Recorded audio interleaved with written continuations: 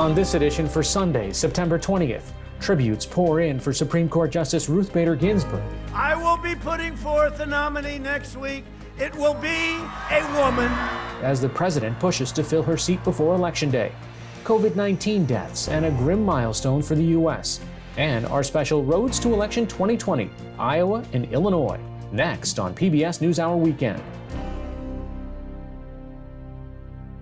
PBS NewsHour Weekend is made possible by Sue and Edgar Wachenheim III, the Anderson Family Fund, Bernard and Denise Schwartz, the Cheryl and Philip Milstein family, Barbara Hope Zuckerberg, the Leonard and Norma Chlorfine Foundation, Charles Rosenblum.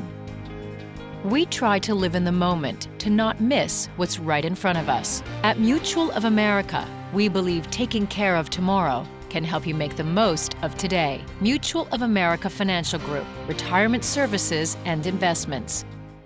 For 25 years, Consumer Cellular has been offering no-contract wireless plans designed to help people do more of what they like.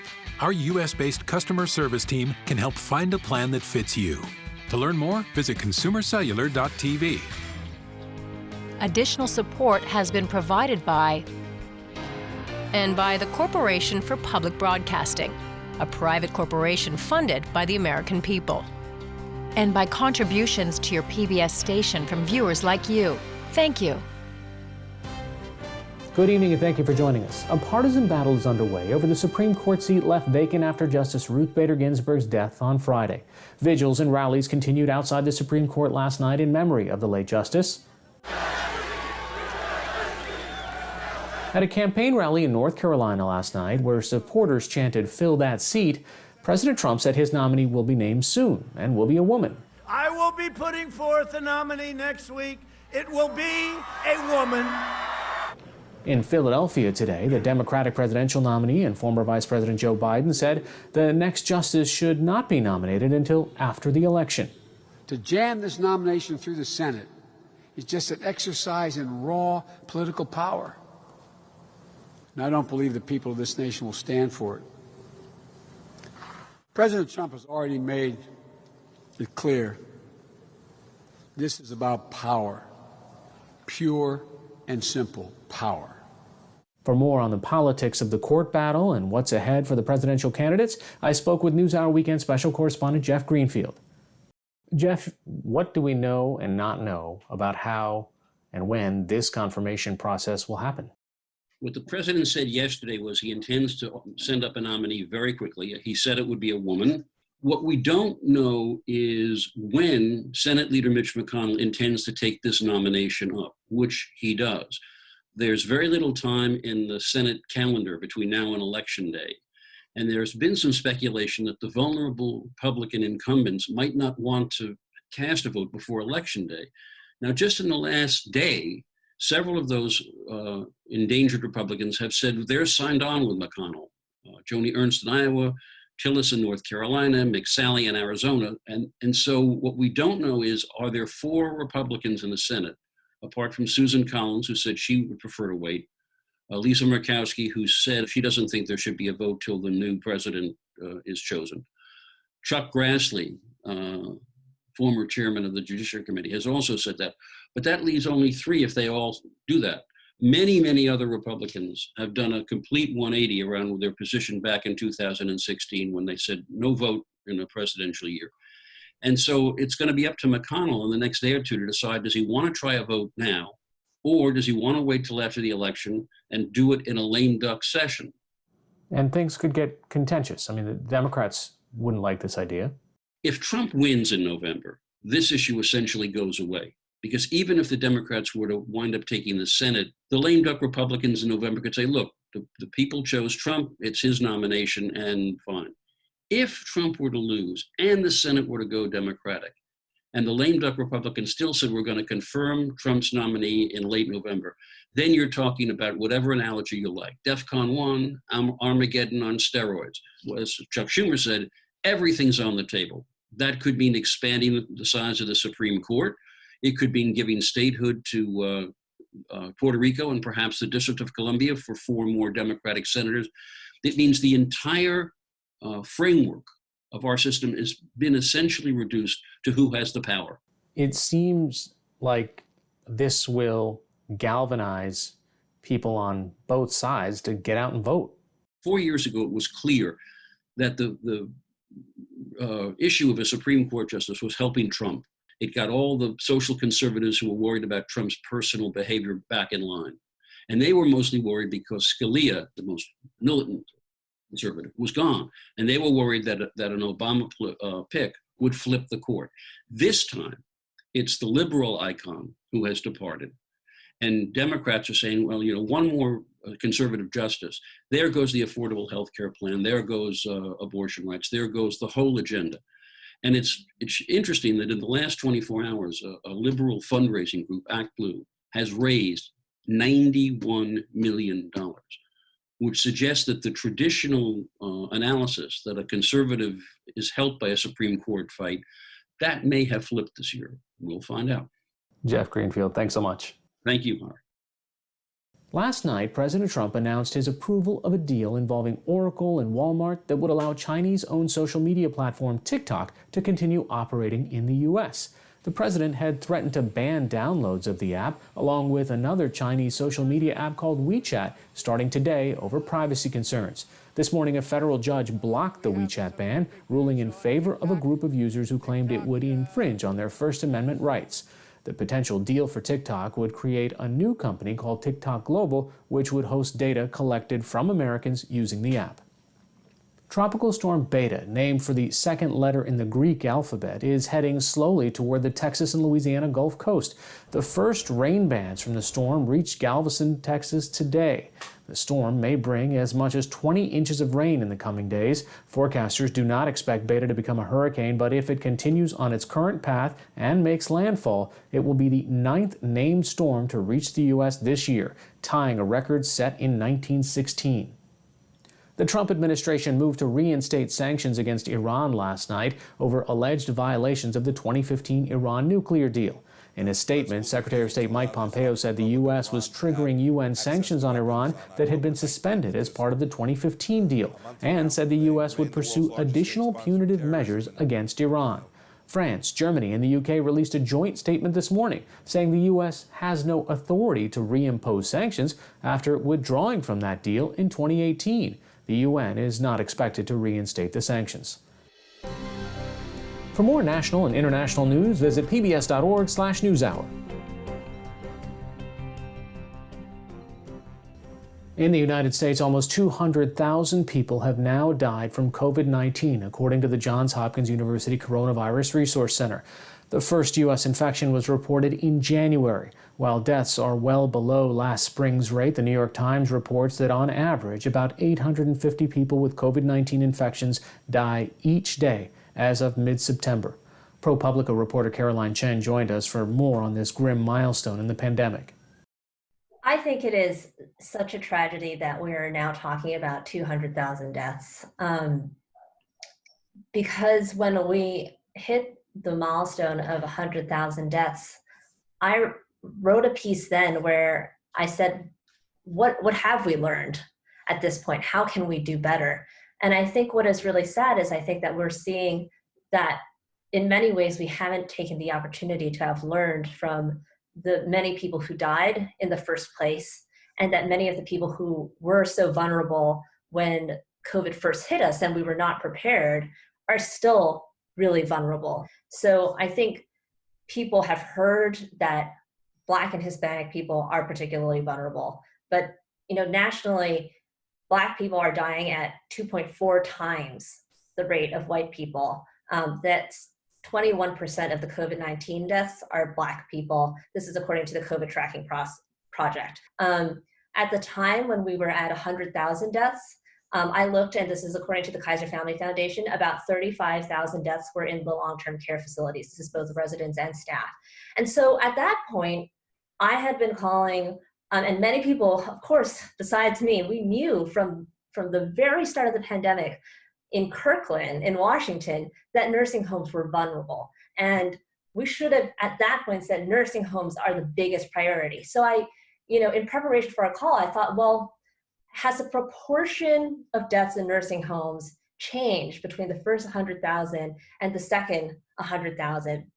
And unfortunately, it's the same raw number between the first 100,000 and second 100,000. So even though cases in long-term care facilities are only 8% of the total, deaths in long-term care facilities are 41% of the total. You would think that this would be one of the top priorities to keep this population safe. And we've known since the very beginning that they are particularly vulnerable. So I think there is this sadness and this tragedy. It's not just a number, but in knowing who has suffered here, that I feel particularly sad that we have to be talking today, Hari. Yeah.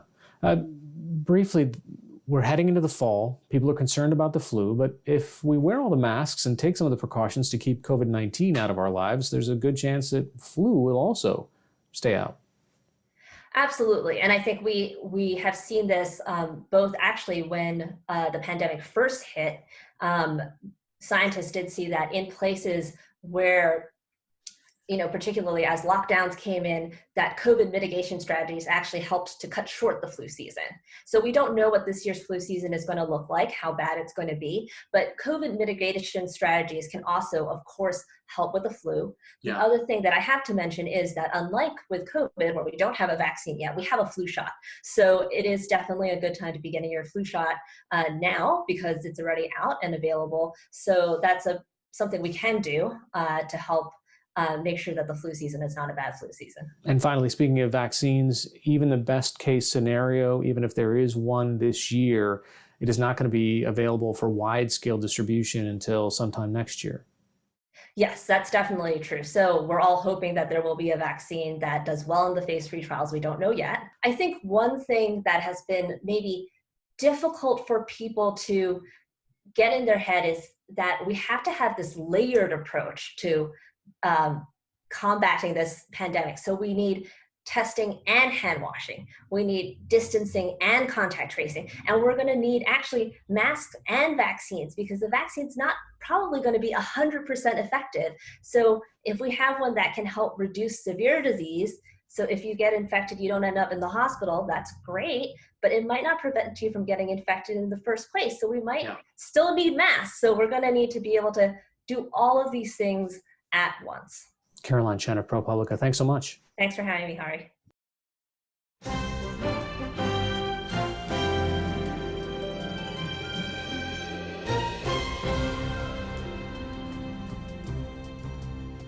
With the election 6 weeks away, we're continuing our Roads to Election 2020 with a look at Iowa and Illinois. On August 10th, about 6 weeks ago, a rare windstorm known as a derecho pummeled a 750-mile stretch of the Midwest with upwards of 100-mile-per-hour winds. Eastern Iowa and the city of Cedar Rapids were hit particularly hard with up to 140-mile-per-hour wind gusts, similar to a Category 4 hurricane. NewsHour Weekend's Christopher Booker has more. Oh, man. Oh, man. They're often compared to a hurricane, but the winds of a derecho, while just as furious, behave a bit differently. Spanish for straight ahead, unlike a hurricane or a tornado, the winds of a derecho don't spin. Rather, they push in one single direction, and the storm marches along in a straight line. They form when the wet air of a thunderstorm meets drier air, creating strong winds of 58 miles per hour or more, called downbursts. And while not a regular summer occurrence, they can form quickly, making it difficult to predict and prepare for. With this, how much warning did you guys have? It was about 10 to 15 minutes, and I heard the sirens go off. And to me, when the sirens go off, it's typically like high winds, but they're usually a gust. You know, they don't hang out for 45 minutes, and they're not 120 to 140 mile per hour winds. Even if Raymond Seidel had more time, it's hard to see how the destruction of the August 10th derecho in eastern Iowa would have been avoided. It was massive. It's just, it's catastrophic for our area. In the days following the storm, with power lines and thousands of downed trees, eastern Iowa began to assess what had happened. In Cedar Rapids, more than 1,600 buildings were damaged. 1,000 housing units were deemed unlivable. Also, they've offered so much support. Seidel, a community organizer in Cedar Rapids, manages a resource page on Facebook with over 67,000 members for those affected by last month's derecho. He said that temporary housing is still needed for those displaced residents. As of 2 weeks ago, it was about 150 families, but the city said that number is, quote, fluid, as housing is repaired and rental units become available. It's hard to find housing when so much destruction takes place. So I know that we do have some in hotel rooms currently, but we also have some that are living in homeless shelters. And for those who aren't displaced, Seidel says residents are still struggling to clear tree debris. That's going to go on for a very long time. They've passed through neighborhoods 1 to 2 times at this point, trying to remove debris from the curbside. But as soon as it's removed, residents are bringing what was in their backyard to their front yard to have that removed as well. People are tired. They're exhausted. But the derecho didn't just leave its mark on the city of Cedar Rapids and its suburbs. Iowa's rural farming communities were also hit hard. Just west of Cedar Rapids, farmers like Lance Lillibridge are still assessing just how much of their crop was destroyed. So our corn is really twisted up pretty bad. It's still harvestable, unlike a lot of people who were zeroed out. Their corn was totally wiped out. Lillibridge is vice president of the Iowa Corn Growers Association. He says hundreds of farmers were affected this year as the windstorm flattened their crops and burst open grain bins. And the cleanup is still going on. So this one is by far probably the biggest weather event I've ever seen in my lifetime. The USDA estimates at least 550,000 acres of Iowa corn won't be harvested this fall because of the derecho. And Lillibridge says crop insurance doesn't fully cover what was lost for farmers. Financially, it's devastating. Even though we have federal crop insurance, that'll never ever cover what some people have lost. Crop insurance will only cover, depending on how much of it you buy, maybe 70 to 90% of what you lost. If you have 2 or 3 of these events in a row, maybe it's flooding or maybe it's a hailstorm or maybe it's a derecho. Long term, it can be real devastating on the insurance part of it. So this isn't just necessarily a one-time economic hit. Absolutely, yes. Some people will never make it up. They'll just be done. Unfortunately, that we've heard some of that guys are not going to rebuild and they're probably not going to farm again. For Iowa, the recent derecho is just the latest environmental disaster. In 2008, the worst flooding in Cedar Rapids history caused $10 billion in damages to the area. In 2012, a drought hit the Midwest that impacted the entire Corn Belt. This year, it's a double whammy, the loss from the derecho and the coronavirus recession. Farmers had already seen the price of corn-based ethanol drop as demand for gas fell as Americans stayed home because of the coronavirus. A lot of plants shut down or idled back some, and cut production. This comes up every day. It's like kicked while being down, right? There were so many people that still weren't working, or they weren't working the same number of hours and earning the same wage that they were before. So to then experience something catastrophic like this, those that had already depleted their savings or tapped into a retirement account, those that were uninsured, and those that just fall into an already struggling group, they're just being hit that much harder trying to clean up or recover from this. More than 5 weeks later, 27 counties in Iowa are still under a state of disaster declaration. So far, residents have received only $7 million from FEMA. We continue our special Roads to Election 2020 coverage now with more from Iowa PBS senior producer and director Andrew Bott, who joined us from Des Moines. Really, when you think about Iowa, we've been in this presidential campaign for well over 18 months now. We had a competitive primary season here in Iowa, and it's rolled right into some races that were not originally thought to be competitive, but have been and are. Iowa has kind of slipped back into a toss-up state by some prognosticators right now at the presidential level, but it's the battle for the U.S. Senate where you see a lot of interest and money being spent on the airwaves here. And we also have 3 very competitive races for Congress. Well, what are the issues that are driving it right now? Is it about COVID? Is it about the derecho and the sort of environmental disaster that farmers have survived? Is it about recovering from the losses that COVID also brought to farmers? The short answer, Ari, is yes. All of those things play out. Some of them are a bigger focus in maybe a specific congressional district. But none of these issues escapes COVID right now. I mean, it's impacting the lives of anywhere where there's kids that want to go to school, or adults that want to get back to the regular daily lives. Iowa is often framed in what are the issues that impact the rural parts of the state, what impacts agriculture, and those are big issues and have been for many years now in the Trump administration. The real focus in the last few weeks has been issues pertaining to ethanol. And just in the last couple of days here, President Trump traveled to the neighboring state of Wisconsin to promise more money for an agriculture and farm sector that has been sent a lot of money in recent years. I mean, what is it that ultimately is going to make Iowa a toss-up state when it comes to the presidential race? I think if you look back at where Iowa has been in more recent memory, before 2016, it was a competitive state that was purple, but leaned blue at the presidential level for many years and was competitive. And what Donald Trump did here is he won this state by a larger percentage point gap in 2016 than he won the state of Texas. And what Joe Biden on the ticket has done, as opposed to Hillary Clinton, is he has immediately narrowed that gap. But that battle over rural issues, the Trump administration and their campaign is clearly making the decision that coming in and saying that we are supporting you with money, with dollars from the federal government, is going to bolster the support. And that can either be read as they think that they may have some issues out here in rural America, maybe some fading support, or they just really want to bring their numbers up in rural parts of the state. All right, Andrew Bott from Iowa PBS, thanks so much. Thank you. In neighboring Illinois, early voting in the race for the White House begins this coming week. I spoke with WTTW News Director Hugo Balta recently from Chicago on what voters there are concerned about as they prepare to mail in their ballots. And that's really the concern here in Illinois for voters. It's what's going to happen beginning with early voting that happens at the end of the month, September 24th, and of course on Election Day. The overwhelming number of Illinoisans have been sending in order to mail, to be able to file their ballots through the mail. We've seen the numbers triple from 2016 to 2020 in regards to the amount of requests to do so. So there's a lot of concern in regards to how the system is going to work, and even in person, what procedures are going to be put into place to ensure that people that are voting in person will be safe.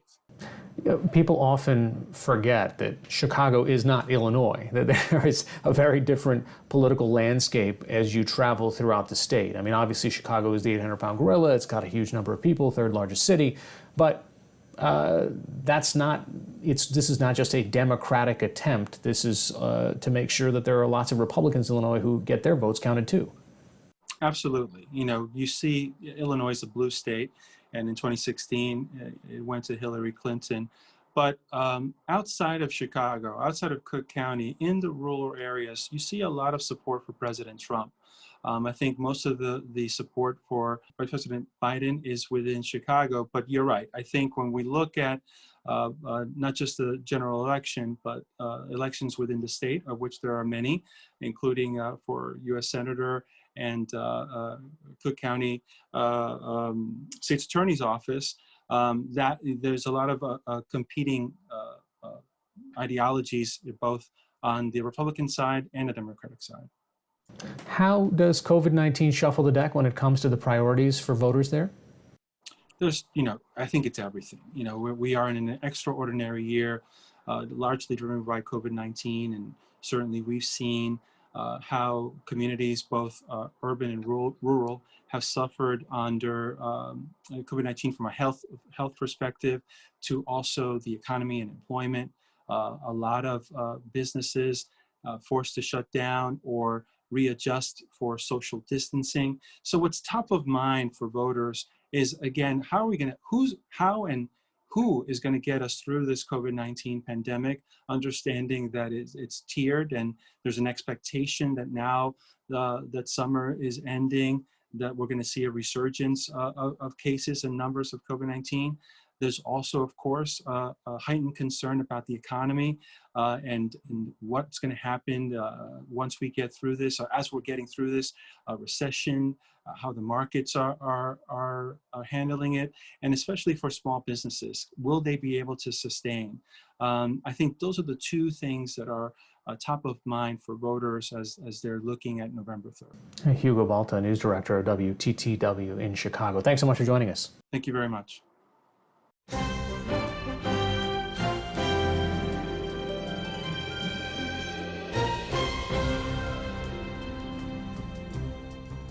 That's all for this edition of PBS NewsHour Weekend. For the latest news updates, visit pbs.org/newshour.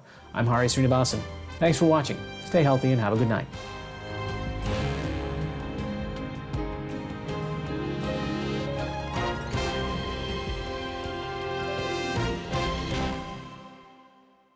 PBS NewsHour Weekend is made possible by Sue and Edgar Wachenheim III, the Anderson Family Fund, Bernard and Denise Schwartz, the Cheryl and Philip Milstein family, Barbara Hope Zuckerberg, the Leonard and Norma Clorfine Foundation, Charles Rosenblum. We try to live in the moment to not miss what's right in front of us. At Mutual of America, we believe taking care of tomorrow can help you make the most of today. Mutual of America Financial Group, retirement services and investments. Additional support has been provided by Consumer Cellular and by the Corporation for Public Broadcasting, a private corporation funded by the American people, and by contributions to your PBS station from viewers like you. Thank you.